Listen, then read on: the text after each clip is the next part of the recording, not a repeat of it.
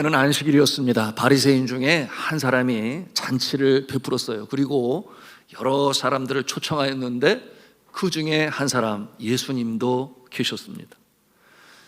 여러분, 늘 어려운 자들, 심지어는 세리와 또한 죄인들과 함께 식사를 하시고 교제를 나누신 예수님께서 마다하실 일이 없지요.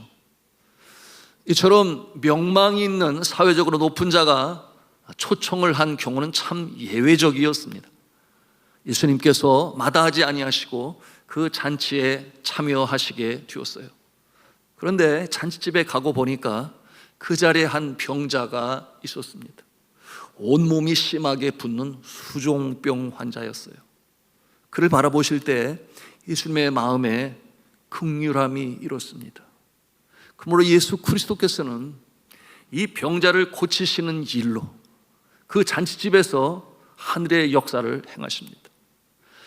여러분, 우리 주님은 육신적으로 고통당하고 신음 중에 있는 자를 한 번도 그냥 지나치신 적이 없으세요.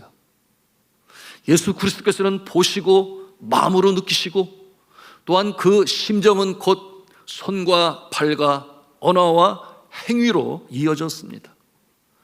우리 예수 그리스도께서는 삶 가운데 그 무거운 짐으로 인하여 곤고한 나를 보내며 육신의 질고로 인하여 어려움 속에 있는 자, 영혼의 피폐함 있는 자, 여러분 긍휼히 여기시고 고치시는 좋으신 예수님이심을 믿으시기를 바랍니다. 한편 이 바리새인과 유대인들, 예수가 그 잔치 자리에서 어떻게 하는 자를 유심히 관찰합니다. 여러분, 오늘 말씀해 보니 그 내용이 14장 1절에 엿보고 있더라 그랬어요. 엿보고 있더라. 몰래 보는 거죠. 왜냐하면 그들의 숨겨진 의도가 있었기 때문이에요. 왜 예수를 그 잔치 자리에 초청하였는가? 여러분, 그 의도는 무엇인가 하면 안식일에 예수님이 뭘 하시는가? 안식일에 정말 병자를 고치시는가? 소문으로만 들었는데 정말 그렇게 하시는가? 여러분, 예수 그리스도를 고소할 어떠한 조건을 찾기 위하여 의도적으로 세팅되어진 그 잔치의 자리에 예수님을 초청한 거예요. 여러분, 예수님이 모르십니까? 그들의 마음을 다 알고 있지요. 그러므로 보란듯이 이 수종병 환자를 고치십니다. 여러분, 그들은 이 율법의 정신, 즉 하나님 사랑, 이웃 사랑이에요. 그것에 근거하여 율법을 지켜야 되는데 정작 안식일에는 일하지 말라라고 하는 이 십계명에 주어진 그 계명을 확대 해석하고 많은 시행세칙을 만들어서 그들이 지켰던 것 중에 무엇이 있는가? 병든 자, 그야말로 죽어갈 처지에 있으면 응급조치만 하고 그 다음에 치료하는 일은 안식일이 지난 다음에 하라. 그것이 그들이 만든 율법이에요. 근데 예수님 보시기에 그것은 합당하지 못합니다. 그러므로 예수님은 마땅히 해야 할 일을 그 안식일에 행했던 것입니다. 여러분, 이와 같은 그들의 생각을 고치시려 하시는 예수님의 또한 의도되는 행동은 오늘 우리에게 귀한 영적 교훈을 주고 있습니다. 그런데 그와 같은 모습을 보시는 예수님의 마음이 아프시죠. 여러분, 예수님을 그와 같은 자리에 초청하여 고치는가 안 고치는가 보고서 고소할 이 건수로 잡아서 예수님을 율법을 범하는 자, 안식일을 범하는 자로 고소하려는 그들의 의도를 바라보실 때 마음의 비애를 느끼셨습니다. 예수님은 어떤 분이신가요? 그래서 안 고치시나요? 예수님께서는 고치십니다. 아무리 반대와 방해를 한다고 할지라도 우리 예수 그리스도는 그 속성이 사랑이시니 여러분 고치십니다. 그렇게 행하십니다. 그 병든 자를 데려다가 고치셨다 그랬는데 여러분이 데려다가라고 하는 이 성경의 원어를 보면 끌어안고 고치셨다 그런 뜻을 가지고 있습니다.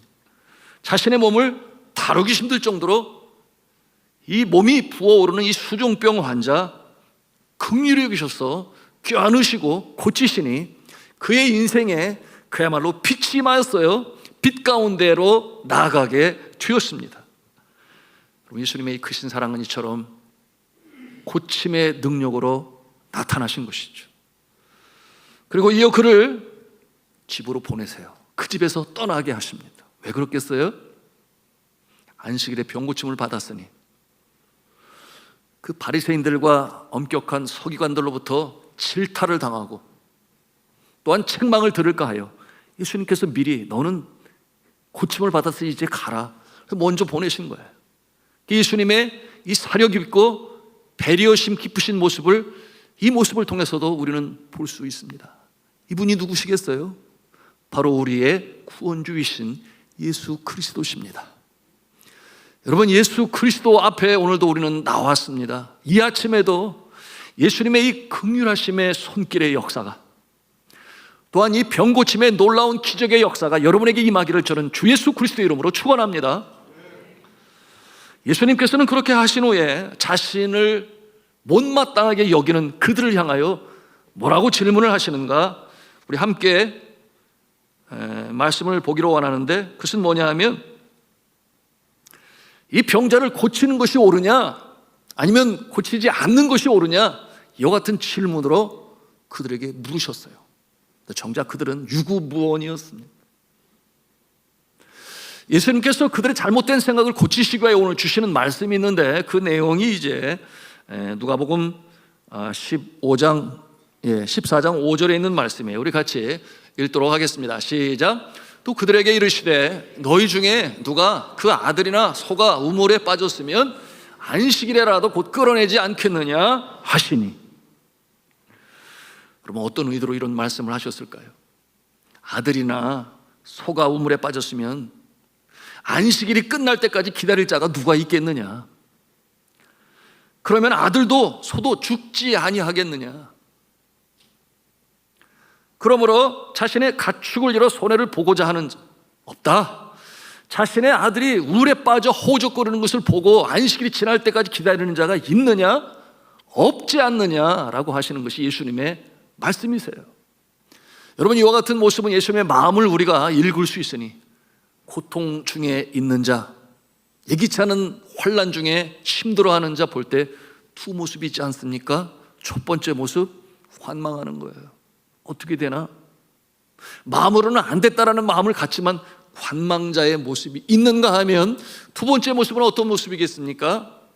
내가 그 고통당하는 자의 입장에 서서 치유라는 마음으로, 그러므로 뭔가도 해야지라는 마음을 가지고 여러분 돕는 자의 모습인데, 예수님은 바로 이 후자의 모습이 있던 거예요. 쉽게 생각하면 여러분, 자녀가 우물에 빠져 허우적거리고 지푸라기라도 하나 잡으려고 할 때 여러분, 그를 바라보는 어머니의 마음, 아버지의 마음이 어떻겠습니까? 여러분, 그 마음을 우리 예수 그리스도께서는 가지고 계신 것입니다. 그러므로 안식일에 이 병자를 고치신 것입니다. 여러분, 오늘도 이 고통과 환난 중에 있는 자, 세상 사람들은 몰라준다 할지라도 그러나 나의 영혼의 창조주가 되신 하나님, 그리고 영원히 죽을 수밖에 없는 존재를 십자가에 제물 되셔서 그 피로 사하시고 구원하신 예수 그리스도께서는 우리를 한시도 그 눈을 놓지 아니하시는 사랑이 많으신 우리 구주 예수님이심을 믿으시기를 바랍니다. 자, 이 아픈 자의 편에 서셔서 이처럼 안식일에도 병자를 고치신 예수 그리스도, 여러분, 예수 그리스도께서 내가 한 것이 잘못된 것이냐라고 물을 때 그들은 그야말로 유구무원이에요. 할 말이 없어요. 왜 그렇겠습니까? 차원적으로 다르지 않나요? 예수님의 생각과 그 행동이. 그러므로 율법에 얽매여 거기서 벗어나지를 못하고 정작 이 하나님 사랑, 이웃 사랑을 실천하지 못하는 그 모습을 바라보시는 예수님의 마음에는 슬픔과 아픔이입니다. 예수님의 이 행동은 너무나 당연한 것이고 상식적인 것인데, 그러나 그들은 그것을 안식일을 범하는 자라고 정죄하고 있으니 얼마나 예수님의 마음이 아프셨겠어요. 저는 이 안식일과 연관하여 한 재미있는 얘기를 기억하고 있는데, 빌리 그레함 목사님이 안식일과, 그러니까 주일의 중요성에 대해서 설교를 하시는데, 설교를 마치고 나서 한 성도가 다가와서 물었어요. 목사님, 주일에 소가 구덩이에 빠진다면 어떻게 해야 될까요? 그걸 건져내야 할까요? 아니면 그냥 두고 가서 예배를 드려야 할까요? 이렇게 질문을 했어요. 그랬더니 빌리그레이엄 목사님이 뭐라고 말씀하셨는가 하면 당연히 구덩이에 빠진 소를 건져내야지요. 그런데 주일마다 빠지면 나는 그 소를 팔아버리겠습니다. 이렇게 대답을 했어요. 정답 아니겠습니까? 여러분, 주님께서 정하신 날 어떤 날이에요? 성결케 하시고 복 주시는 날이라고 그랬어요. 여러분, 그날을 지킴에 방하게 되는 요소가 있다면 당연히 제거해 버려야 하죠. 또한 이 안식의 우선순위가 있으니 그것이 뭐겠습니까? 바로 이 생명을 살리는 일, 영혼을 구원하는 일이 우선순위가 되는 안식일이요 주일이 되어야 하겠습니다. 그렇습니다. 우리 주님은 이 사랑이 많으신 분, 최율하시고 긍휼히 여기시고 생명을 살리시는 우리 주 예수 그리스도, 오늘도 말씀을 통해서 그 모습을 보여주시는데요, 그처럼 하나의 트랩이죠, 함정을 만들고 병자를 들여다 놓고 잔치에 초청하여 건수를 잡아서 고소를 하려고 하는 그와 같은 자들 앞에서도 결코 요동함이 없으신 예수 그리스도, 그러므로 그 신음하고 고통 중에 있는 자를 고치신 예수 그리스도, 여러분, 이 예수 그리스도께서는 오늘도 우리를 바라보고 계십니다. 여러분의 무거운 짐, 관계의 문제로 인하여 가슴에 피멍든 가슴이 있는 자, 육신의 질고로 인하여 아픔 속에 있는 자, 여러분, 주님 앞에 나왔습니다. 주를 찾습니다. 주님께서 고치시는 놀라운 역사가 있기를 주님의 이름으로 축복합니다. 이어 예수 그리스도께서는 이 병자를 고치신 이 예수님의 권위 있고 사랑 많으신 이 행위에 대하여 그야말로 멀쑥해진 유대인들과 이 바리새인들, 이 서기관들을 향하여 이제 또 다른 가르침을 주시는데, 뭐냐면 가만히 잔치의 모습을 보니까 이 상좌에 앉기를 좋아하는 자들이 있어요. 근데 누구겠어요? 바리새인들, 서기관들, 사회적으로 명망이 높은 자들이 그 상좌의 높은 자리에 앉기를 원할 때 예수 그리스도께서 그들에게 말씀하십니다. 자, 그 내용이 이제 오늘 10절에 있는 내용인데요, 우리 10절 말씀을 같이 읽도록 하겠습니다. 시작. 청함을 받을 때 차라리 가서 끝자리에 앉으라. 그러면 너를 청한 자가 와서 너더러 벗이어 올라 앉으라 하리니 그때에야 함께 앉은 모든 사람 앞에서 영광이 있으리라. 아멘. 그래서 교훈을 주세요. 11절에 주시는 말씀도 우리 함께 보기를 원하는데, 우리 믿음의 사람들에게 그야말로 황금률이죠. 같이 읽겠습니다. 시작. 무릇 자기를 높이는 자는 낮아지고 자기를 낮추는 자는 높아지리라. 아멘. 무릇 자기를 높이는 자는 어떻게 된다고 그랬어요? 낮아지고 자기를 낮추는 자는 높아지리라. 여러분, 이것은 믿음의 사람들이 평생 가슴에 담고 교훈으로 지키며 행해야 할 금원이요 황금률인 것입니다. 저는 24년간 해외 선교지에 있으면서 남들이 갖지 못하는 복을 받았습니다. 이 복은 어떠한 복이냐? 선교사이기 때문에 받는 복이죠.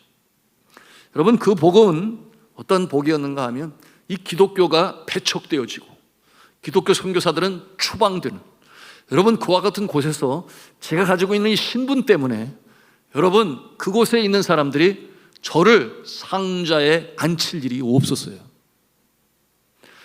여러분, 그와 같은 모습은 저의 신분으로 말미암아 오히려 요 주위 인물이요 멀리 해야 될 존재가 되니까, 여러분, 그렇기 때문에 특별한 대우를 받지 아니했다라고 하는 것입니다.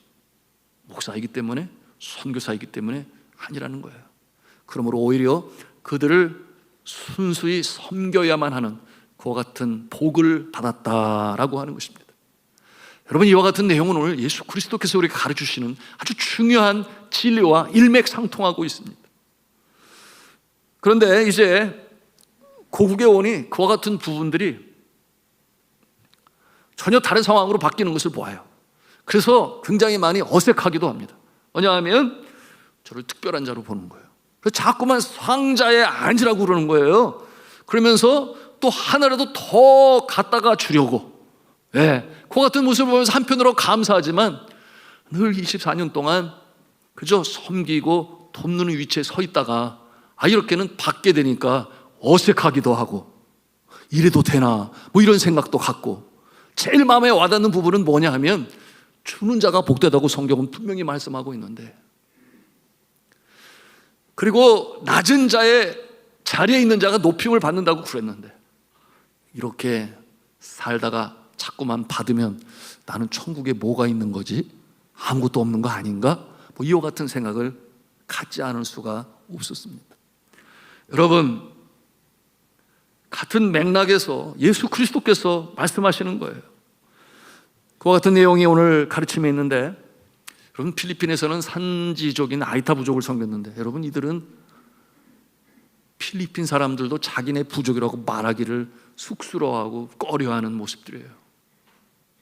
여러분, 이번 우리가 교회 설립 45년 기념 행사를 하면서 그 산지 부족 대표, 함께 사역을 했던 소리아 마말 형제를 초청하여 오게 되는데, 그 모습이 왜소합니다. 키도 작고, 그리고 이 브라운 컬러의 휘지 않은 피부 색깔을 가지고 있고, 머리카락은 얼마나 곱슬곱슬한지, 여러분, 그 모습이 보기에 참 왜소한 모습 아닐 수가 없어요. 그런데 그들은 문맹률이 80%가 넘으니까 자기 이름도 쓸 수 없는 그와 같은 자들이에요. 그런데 1990년 6월 달에 화산 폭발로 인하여, 여러분, 그들은 그들의 생계 터전마저 잃어버렸으니 너무나 불쌍하고 가난한 사람들이었습니다. 여러분, 그와 같은 자에게 목사님이 무슨 대수입니까? 무슨 선교사가 됐습니까? 관심도 없어요. 그리고 감사가 뭔지도 몰라요. 표현할지도 몰라요. 가진 것도 없어요. 그러니 불쌍한 사람들이에요. 성탄절이 다가오면 이 로마 캐톨릭 성도들이 많은 이 필리핀에서는 아주 대대적으로 성탄절을 참 대단하게 보냅니다. 데코레이션도 마찬가지고, 그리고 노래하고 춤을 추고 먹고 마시고 전 국민적으로 그 같은 모습을 보내게 되는데, 정작 이 산속에 살고 있는 아이타 부족은 상관이 없어요. 왜냐하면 하나님을 알지 못하기 때문이죠. 하루는 한 가족이 저에게 다가왔어요. 보니까 엄마, 아빠, 그리고 3명의 아이들이 있는데, 여러분, 그들도 기도가 뭔지는 알아요. 그래서 기도해달라고 왔어요. 내용인즉, 이제 성탄절이 다가오니까 마닐라 수도로 구걸을 하러 가야 되는데 기도해달라는 거예요. 안전하게, 그리고 돈 많이 벌어가지고 올 수 있도록. 여러분, 어떻게 기도해 줘야 돼요? 그런데 이 가장 어린 아가를 안고 있는, 이제 한 5살 됐을까, 여전히 어린이죠, 어린이. 그 막내 아가를 안고 있는 이 어린이를 가만히 보니까 낯익어요. 보니까 제 아내가 운영하고 있는 유치원의 학생이에요. 그러니 그 아가를 안고 부모가 가자니까 쫓아나선 것인데, 여러분, 그 마닐라라고 하는 곳이 어떠한 곳입니까? 차들이 많아요. 공해도 있지만 그들은 산에서 태어나서 산에서 자라났으니까 교통법규가 뭔지를 몰라요. 그래서 어떤 일이 벌어지는가, 차에 부딪히고 심지어는 죽기도 하고. 그런데 성탄절이 되면 사람들의 마음이 나눠주기를 좋아하니까 이때가 찬스다, 돈 벌러 가야 된다, 그러고 와가지고 기도를 받으려고 하는 거예요. 어떻게 기도를 해줘야 되겠습니까? 그래서 그렇게 2달이 넘는 동안 그 유치원 학생을, 아기를 봐주는 또 아이로 데려가는 그 모습을 볼 때 마음이 편치 않잖아요. 그런데 그들을 위해서 기도해 주어야 합니다. 왜냐하면 내가 그게 한 가정이 아니라 여러 가정, 수많은 가정들이 그렇게 하니 내가 그들을 어떻게 다 먹여 살릴 수가 있느냐, 그 말이에요. 기도할 때 제 마음에 눈물이 흘렀습니다. 하나님 아버지, 안전하게 지켜보아 주세요. 그리고 그들이 목적한 대로 구걸을 하지만 그래도 생계에 필요한 것을 얻어가지고 돌아올 수 있게 해주세요. 그렇게 그들 위해서 기도했습니다. 여러분, 그러므로 이 12월이 되고 성탄절이 다가오면 저희 집의 생활비는 그야말로 바닥에 이르게 되는데요. 그러므로 제가 사역 감당할 때 저도 사도 바울처럼 그냥 말씀으로 다 전하고 생명을 구원하는 이 천국 복음으로 전하고 싶었지만, 정작 먹을 것이 없는 그들을 위해서 시작한 것이 그래서 재활사역이었어요.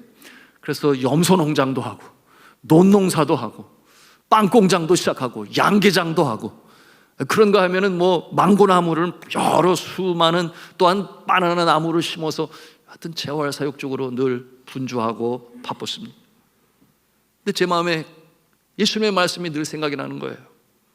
인자가 온 것은 섬기려고 하고 많은 사람들을 위하여 목숨을 버리려 한다. 여러분, 예수님의 그 말씀,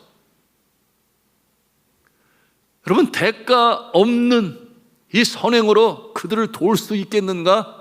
오늘 예수 그리스도께서 주신 말씀이 자꾸만 제 마음에 떠오르는 거예요. 여러분, 내가 누군가를 도울 때 사람들은 생각을 합니다. 그가 또 나에게 잘해주리라. 사람들은 누군가를 도울 때 그와 같은 일로 인하여 자신에게 어떠한 좋은 일이 일어나게 될 것이라고 하는 그와 같은 생각도 갖습니다. 그것이 인지상정이죠. 여러분, 그런데 아무리 도와주어도 대가가 돌아오지 않는 그들을 돕는 것은 오늘 예수 그리스도께서 말씀하시기를 그것이 복되도다 이렇게 말씀하시는 거예요. 왜냐하면 그들이 도울 수 없기 때문에 그와 같은 자는 누가 도우신다는 거예요? 하나님께서 도우시겠다. 그들을 돕는 것은 곧 저 하늘의 보고에 금화를 쌓는 것이라고 성경은 말씀하고 있습니다. 하나님이 알아서 어리언이 필요를 채우시고 또 풍성히 채우셔서 더 많은 사람들 도울 수 있는 그 같은 모습이라고 하는 것인데, 여러분, 누군가를 도울 때 대가를 생각하면서 돕지 마시고, 그렇다면 내가 도와줘도 나를 도울 수 없는 상황에 처한 자들을 더 마음에 두시고 예수님의 마음으로 도우시기를 바랍니다. 이것이 오늘 주시는 말씀이에요. 우리 같이 12절부터 14절까지 말씀을 천천히 읽도록 하겠습니다. 시작. 또 자기를 청한 자에게 이르시되 네가 점심이나 저녁이나 베풀거든 벗이나 형제나 친척이나 부한 이웃을 청하지 말라. 두렵건대 그 사람들이 너를 도로 청하여 네게 가품이 될까 하노라. 잔치를 베풀거든 차라리 가난한 자들과 몸 불편한 자들과 저는 자들과 맹인들을 청하라. 그리하면 그들이 갚을 것이 없으므로 네게 복이 되리니 이는 의인들의 부활 시에 네가 가품을 받겠음이라 하시더라. 아멘. 그들이 갚을 것이 없으므로 그것이 내게 복이 될 것이다. 그들이 갚을 것이 없으므로 내게 복이 될 것이다. 그런데 누가 그것을 갚아주신다는 거예요? 하나님께서.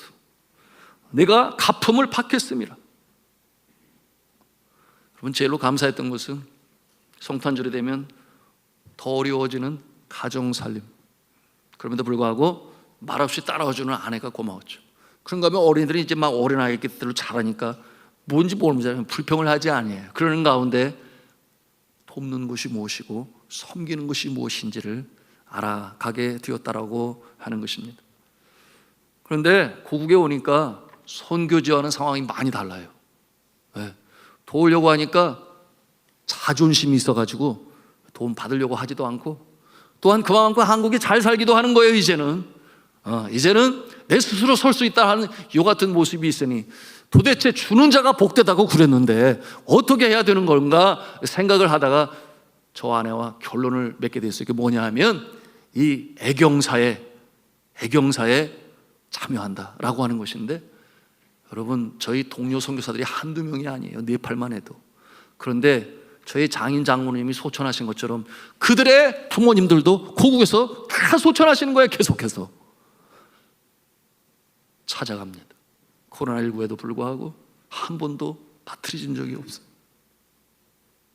그들의 어머니, 그들의 아버지, 심지어는 선교지에서 병으로 인하여 이 땅에서 돌아가신 그와 같은 모습들, 여러분, 참여하고 돕고 지원할 때 주님께서 오늘 가르쳐주신 이 말씀이 제 마음에 생각나는 것입니다.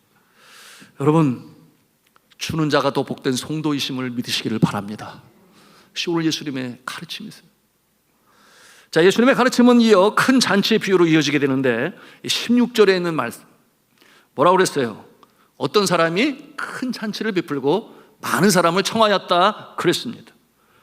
그런데 문제는 뭐예요? 사람들이 오지 않았다는 거예요. 큰 잔치를 베풀었는데 그 이유가 무엇이었는가? 다 할 일이 많고 분주하고 바빠서 자기 비즈니스에 우선순위를 두다 보니까 이 큰 잔치에 오지를 않았다는 것입니다. 18절에 보니까 그 내용이 뭐예요? 나는 밭을 샀다. 그러니 거기에 가봐야 하겠네. 그 핑계를 가지고 오지 않아요. 그런 거면 19절에 보니까 나는 소 5겨리를 샀으니, 소 5겨리면 몇 마리예요? 네? 소 5겨리. 겨리라는 말이 옛날 분들만 알죠. 이렇게 암수로 한 겨리라고 그래요. 그러니까 10마리의 소를 샀으니 부자임에 틀림이 없는데, 그들이 정말 튼튼하고 일을 잘하는지 내가 가서 봐야 되겠다. 그래서 내가 분주하니까 갈 수가 없다. 그런가 하면은 또 20절에는 나는 장가 들었으니까 그 잔치에 가지 못하겠네. 자, 이와 같은 내용으로 그 잔치에 오지를 아니합니다. 여러분, 이 잔치는 어떠한 자리입니까? 예수 그리스도께서 베푸시는 잔치니, 여러분, 그 잔치에 오는 자는 분명 복받은 자들임에 틀림이 없어요. 그런데 세상 분주한 일 때문에 오지를 아니해요. 여러분, 이 예수님께서 베푸신 잔치니, 여러분, 죄인들이 그곳에 왔을 때 용서함을 받고 구원을 받는 잔치. 그러므로 이 잔치는 생명을 살리는 진리의 말씀을 전하는 말씀 잔치요. 또한 구원받은 자가 천국 백성의 모습으로 어떠한 모습으로 살아가야 될지를 배우는 배움의 잔치요. 그런가 하면 육신의 질고, 그런가 하면 삶의 무게로 인하여 그 어려움 속에 있는 자들이 이 잔치를 통하여 다시금 치유함을 받고 회복을 받게 되는 이 치유와 회복의 잔치요. 그런가 하면은 이 죄인이 용서함을 받는 구원의 잔치인데, 그런데 정작 그 우선순위, 삶의 우선순위를 어디에 두었느냐에 따라서 관심이 없습니다. 이 잔치에 나오려고 하지를 아니합니다. 자신의 비즈니스가 바쁘다는 핑계를 가지고 참석을 하지 아니해요. 그럼 이 삶의 우선순위, 오늘날도 마찬가지 아닌가요? 그저 육신의 필요와 이생의 자랑, 육신의 정욕, 안목의 정욕, 즐거움과 낙을 추구하기 위하여 삶의 우선순위를 거기에다 두니까 정작 건강하고 회복돼야 할 그 영적인 이 생명력에 있어서는 여러분 여전히 피폐하고 어려운 상황 가운데 여전히 고군분투하는 모습이 바로 그 모습이라 할 수 있겠습니다. 우리 교회가 이제 내일부터 전교인 특별 새벽 기도회를 하게 돼요. 그런데 이 생명을 위한 우선순위가 여러분 이 먹고 사는 일에 분주하다 보니까 정작 자신의 영혼을 돌아볼 이 마음조차 갖지 않은 모습들 많이 있어요. 물론 이 자리에 그런 분은 한 분도 없으리라고 생각을 합니다만, 여러분, 이와 같은 모습은 잘못된 것이에요. 자신의 영혼의 때를 잊어버리는 것입니다. 여러분, 믿음의 사람들이 양보하지 말아야 할 것이 있는데요, 우리 한번 같이 하는 음성으로 따라서 하겠습니다. 예배의 자리, 기도의 자리, 봉사의 자리 놓치시기 마시기를 바랍니다. 여러분, 그것이 여러분의 영과 육이 다시금 새로워지게 되고 또한 회복되어지는 여러분 잔치의 자리에 참여하는 것이기 때문에 그러합니다. 다들 바쁘다 하여 예수님의 천국의 잔치에 오지 않으니까 예수님께서 뭐라고 말씀을 하세요? 자, 우리 21절 말씀을 같이 읽도록 합니다. 시작. 종이 돌아와 주인에게 그대로 고하니 이에 집주인이 노하여 그 종에게 이르되 빨리 시내의 거리와 골목으로 나가서 가난한 자들과 몸 불편한 자들과 맹인들과 저는 자들을 데려오라 하니라. 그러니 가난하고 몸 불편하고 앞을 보지 못하는 자들이 초청이 돼요. 근데 그들이 주빈이 됩니다. 이것이 천국의 원리예요. 내가 여전히 부족하고 연약하다 생각하는 자들, 예수 그리스도께서 산상수훈을 통하여 팔복에 대해서 말씀하실 때 그렇게 말씀하시지 아니하셨나요? 애통하는 자는 복이 있나니 그들이 위로를 받을 것이며 심령이 가난한 자는 복이 있나니 그들이 천국이 그들의 것임이라, 그렇게 예수 그리스도께서 말씀하셨습니다. 어느 대학교에 대학 교수가 강의 중에 학생들에게 이와 같은 이야기를 하면서 질문을 던졌어요. 그 내용이 뭐였는가 하면, 남편 된 사내는 알코올 중독자로 가구를 내다 팔아서 술을 마시고 술 마실 돈이 없으면 아내를 두들겨 팬다. 거기에다 그 아내는 폐결핵에 걸려 콜록거린다. 그들은 가난하여 새빵살이 신세다. 그런데 아내가 임신을 했다. 여러분에게 묻겠는데 이 임신된 태아를 어떻게 해야 할까? 이런 질문을 했어요. 그러자 이 강의실이 침묵 속에 거하게 되었습니다. 아무도 답을 못하는데 한 학생이 손을 들고서는 말하기를 그 임신에 아가는 낙태시켜야 합니다. 그 답을 했어요. 인생이 너무나 불행할 거라고 하는 거죠. 이와 같은 상황에서 이 대학 교수가 천천히 말을 이어갔습니다. 자네는 금방 베토벤을 죽였네. 자네는 금방 베토벤을 죽였네. 그게 무슨 뜻이겠어요? 베토벤을 임신하고 낳은 그의 어머니는 그런 고난을 겪었습니다. 그리고 베토벤이 어렸을 때 그의 어머니는 그 지병인 폐결핵병으로 인하여 세상을 뜨고 말았습니다. 베토벤이 11살 때부터 극장을 돌며 구걸 예술을 해야만 했습니다. 거기에다가 그는 30살 때 음악가의 생명은 청각까지 잃어버리게 되었어요. 그래서 그럴까요? 그의 음악은 굉장히 강한 주제를 지니고 있습니다. 그리고 실제로 강렬합니다. 여러분, 운명 제5번 교향곡인가요? 빰빰빰빰 빰빰빰빰. 여러분 아시죠? 고개 좀 끄덕여 보세요.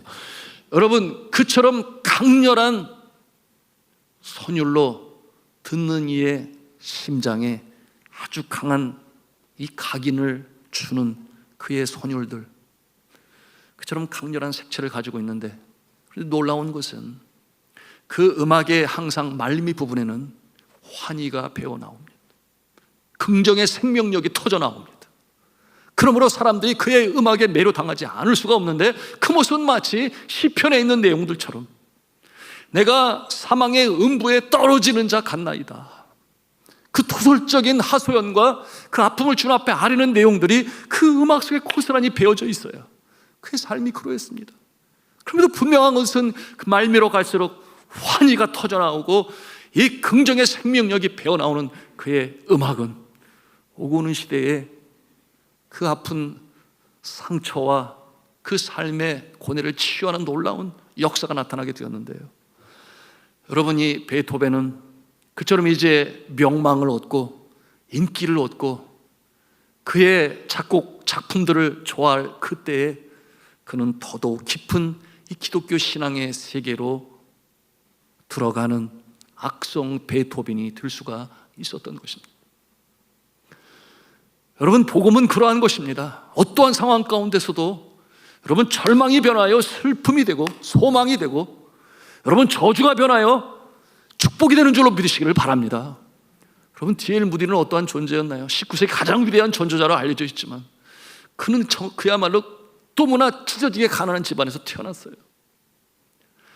여러분, 그의 가정에 무디가 4살 되던 해에 아내와 7남매를 남겨두고 그의 아버지가 세상을 떠납니다. 그런데 물려준 거는 가족만 있었던 것이 아니었어요. 그의 동생들만이 아니라 빚까지 그렇게 떠맡겨 놓고 세상을 떠났습니다. 그러니 공부를 할 수가 없었잖아요. 어머니의 이 재정 생계를 돕기 위하여 그가 어린 나이에 일을 해야만 했습니다.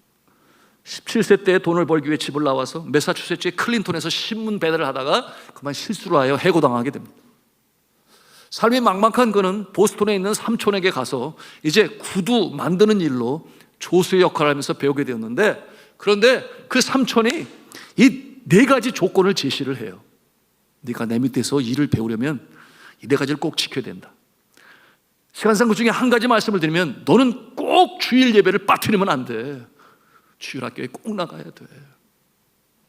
그런데 정작 이 D.L. 무디의 마음에는 빨리 돈을 벌어서 내가 성공을 하고 재정적으로 동생들이 우리 가정이 똑바로 서야지 하는 마음밖에 없어서 신앙에는 관심도 없어서요. 그럴 때 하나님의 은혜의 손길은 그렇게 임했죠. 에드워드 킴볼이라고 하는 주일학교 선생님, 그 주일학교 선생님이 이 무디의 모습을 보니까 그 영혼이 너무나 불쌍한 거예요. 그래서 생명의 말씀으로 그에게 가르치고 사랑으로 대하게 될 때, 여러분 그의 삶의 변화의 날이 오게 되었으니, 여러분 그처럼 하나님 기뻐하시는 위대한 전도자가 되어 오고는 세대에 존경을 받는 하늘의 영원히 빛나는 별이 될 수가 있었던 것입니다. 자, 주 안에 사랑하는 성도 여러분, 이제 우리는 말씀을 마치려고 하는데 오늘 말씀을 통해서 우리의 가슴에 담아야 할 내용이 무엇입니까? 우리 모두는 이미 천국 잔치에 초청을 받아서 오늘도 감사하게 예배를 드리고 그리고 다시금 위로부터 내시는 그 은혜를 힘입어 다시금 일어나 전진합니다. 그런데 정작 그러지 못한 자들이 우리 주변엔 너무나 많이 있습니다. 그러므로 이 아침에 우리의 도전은 이것입니다. 그러면 여러분은 누구를 이 천국 잔치에 초청하시겠습니까? 이와 같은 질문을 가슴에 담고 오늘 예수님의 말씀을 여러분 행함으로 실천함으로 행하시는 모습이 되시기를 주님의 이름으로 축원합니다.